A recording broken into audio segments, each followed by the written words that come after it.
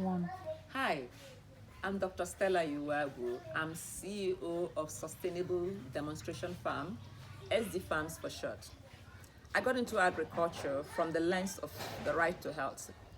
Before I got into agriculture, I was the executive director of Center for the Right to Health, a non-profit organization with a mission to ensure that Nigerians have access to quality healthcare. But over the years, I've come to realize that with the rough healthcare system we have and the high population we have, our health system cannot cope. That our health is determined by what we eat and the environment that we live in. So, if people eat well, their immune system will be better and they will resist infection. It's on the premise of this determinant of health that made me to pull a little away from the main healthcare infrastructure to begin to look at what are the other things within our system that can ensure that people eat well. One of that is food, good food. A lot of the food we have are loaded with pesticides and herbicides and fertilizers that are very, very bad for our health, that are contributing to cancers and all kinds of disease conditions. So when I came back from the US in 2015, I lived in a room here. See, this is my tiny bungalow. This is my tiny bungalow. And then when I did that, then I had all this land surrounding me and I didn't know what to do. But naturally, I've always grown my food in my backyard. When I lived in US, when I lived in the village, when I lived in the city, I've always tried to grow what I eat. So show me what is growing in your backyard. Many homes are filled with fancy flowers and fancy trees. Why plant royal palm when you can plant coconut? People's health can be more optimal when they're able to eat the right food, particularly food that is rich in antioxidants, food that are rich in micronutrients, and those are mainly fruits and vegetables. So I challenge myself to grow my fruits and vegetables, my herbs, my lemongrass, my mint, my scent leaf, all of the things that surrounded my house. And then I was making those things as teas. I was having them as smoothies. I was putting them in everything I was eating. Behold, I moved from taking 21 medicines 3 times a day to only 3 medicines once a day. And that is because of the things that I was putting in my body. And my health improved tremendously. I lost weight effortlessly. And this made me think, you know what? I could make a business out of this. I started with 100 chicken. Then I added a little snail. And then I put a little fish pond because I wanted to live sustainably. And I named the farm Sustainable Demonstration Farm. And I started teaching other people, how can you use the spaces in your backyard to grow something that you can eat? That way, at least you are guaranteeing what you're eating. And it's easy to tell people, oh, eat lots of fruits and vegetables, eat healthy. But if you don't have it growing around you, if they're not handy, you might not be able to eat that very quality high food you want. Because now, if you want to eat papaya, you have to enter your car, go to the market, buy the papaya, come back home. There's no guarantee there will be electricity to preserve that if you don't eat it all in one day. So these are the things that encourage me to live right and encourage other people to live right too. And gradually, it became a business, a thriving business. Just growing herbs. Inside here, can you zoom the camera in this direction? We have our herb gardens. This is just the outer part. We have 1 hectare here that we grow different herbs, from scent leaf to mint to curry to oregano to Indian spinach that is beautifully over there, to aloe vera, to you name it. We have just practically every plant you could think of. And so are fruits. We have guavas, we have papayas, we have coconuts, we have orange, we have lemon, we have lemongrass, we have mangoes, we have shower shop. But in this compound, this is where I live, and in the farm proper, which is behind us, which my leg cannot get that far. And so we are an organic farm with both animals and plants. We have mushrooms, and all of this we're growing. But then when COVID hit, if you grow it and you can't sell everything, it's going to spoil. So a lot of farmers are losing their crops, their harvests, because they don't know how to preserve it. They don't know how to process it. Most often, we just focus on just planting. But we have to be able to add value. And that is one next level to what we're doing, value addition. And here is some of what I have done with value addition. It's simple dehydration technique. So we are dehydrating mint. This is mint powder. We dehydrated dates and put them in powdered form. This one is turmeric. We have king of bitters, beautiful herb that is rich in antibacterials. We have scent leaf dehydrated. We have mushroom in powdered form. We also have mushroom in dry form that you could just rehydrate and put in your soup and sauce. We have kale. We have ganoderma, another form of mushroom. We have lemongrass. We have beetroot, which is very wonderful for blood pressure and erectile dysfunction. We have alfalfa that is very rich in phytoestrogen. We have moringa. You all know the value of moringa, but how many of us are really taking advantage of that? So we have soursop fruits and soursop leaf. So these are all things that are able to. So this one is neem with common. We have bitterleaf powder.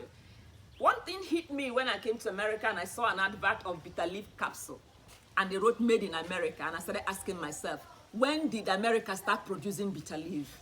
If we don't value what we have, we are going to lose it to other people. The white man came here, took our herbs, put them in capsules and tablets, and sell it back to us. And then we were so busy chasing after the capsules and herbs and tablets, we forgot where they got it from in the first place. So we are also chasing, right now, there's a lot of emphasis on indigenous food. There are a lot of emphasis on food as medicine. So all of these things are food, but most of this food here can help prevent and treat myriads of diseases that we have every day. God is not a fool. In every community, he gives them what they need to sustain their health. But most of us, even when we begin to look at alternative and complementary medicine, we are busy chasing after the imported ones. The ones from China, the ones from India, the ones from Korea, the ones from every other place. But we don't value the ones we have. And it is for this belief, how can we make sure that our people have good access to quality health? Health begins with what you put in your mouth. And I'm trying to make our people put the right things in their mouth. Make it affordable by getting more people to consume this, getting more people to make it a business, because this year is over 30 products. If you have a shop and you have 30 products in it, I'm sure you will do well. So I'm inviting you, Zionites, eat right, because one of the first things we owe ourselves is to be healthy. Even in the Bible, God has listed out the things we're supposed to eat to take care of ourselves, to take care of our communities. And then you're all invited to be on board in this business. Yes, people do multi-level businesses. I really don't know how to do that. But what I'm hoping, those that know how can come on board, and let's get this thing to the places where, to the hands of our people. We have people, this is creating jobs. We have here employed over 21 persons. And we have more people that are serving as suppliers of raw materials. And that is a value chain we must all begin to invest in. And these are all exportable to the glory of God. Now we have FDA, we have the HACCP. That means these products can go in any store globally. And HACCP is the Hazard Analysis and Critical Control Points, which ensures that things are done hygienically. And the factory where this is produced is a little factory behind the back of the house, what used to be the boys' quarters. But when things are done right and with focus, you can be able to do the right thing and transform little steps, focused steps, into serious entrepreneurship. It's not just about the money, it's really about the ideas. When you have an idea, let God grow it. Work with God to grow that idea into something productive, into something that can help other people. For me, my passion had always been about healthcare. People ask me, did you leave healthcare to go into agriculture? I said, no. My driving passion remains access to quality healthcare. And food is an important component of our health. And also, financial resources. When people don't have the resources with which to get what they need, it's going to impact on their health. It's going to impact on every aspect of their life. So, entrepreneurship, turning your passion into resources, turning your passion into job creation, turning your passion into wealth creation is another thing that can help all of us. And I invite you, what is your passion? Agricultural value chain is broad. Yes, there are many things here. One person can just take only one part of it and thrive and do very well. Here is a 22 combo, which is one of our patented products. It's a combination of 22 different ingredients. All these things that are here, most of them are in the 22 combo. And this one here is our latest product. It's called the Veggie Swallow.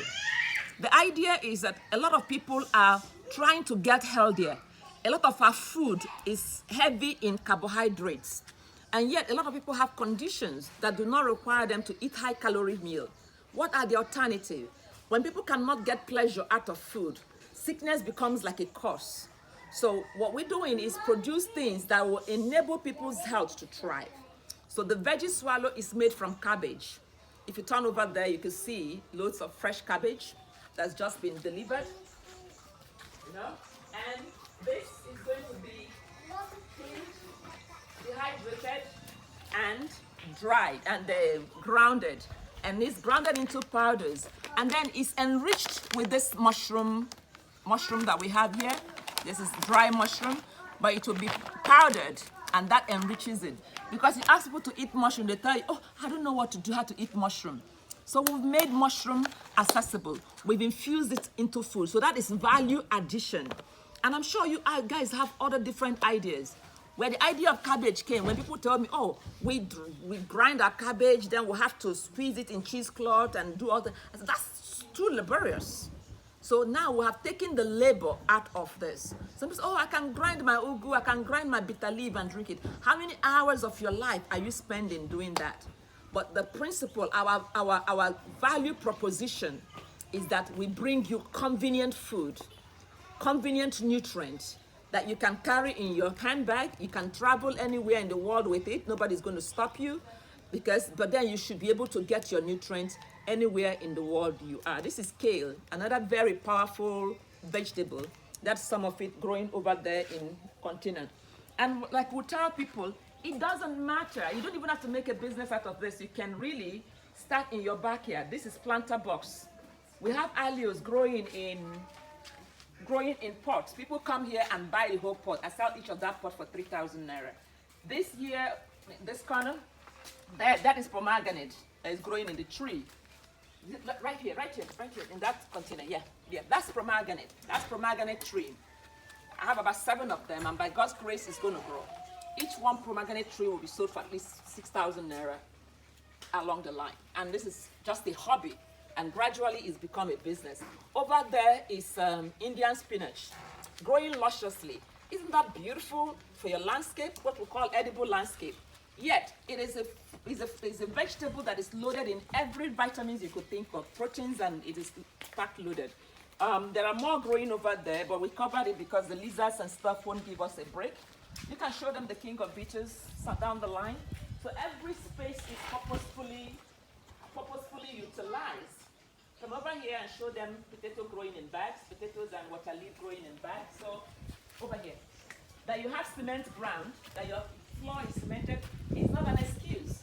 Zoom down and show them the water leaf growing out of cement bag right in front of me at your feet, down. That is water leaf growing out of cement bags. So we're actually planning to make a water leaf tower, okay? So there are different plants. Come over here behind you, that is the nursery. We're still growing things.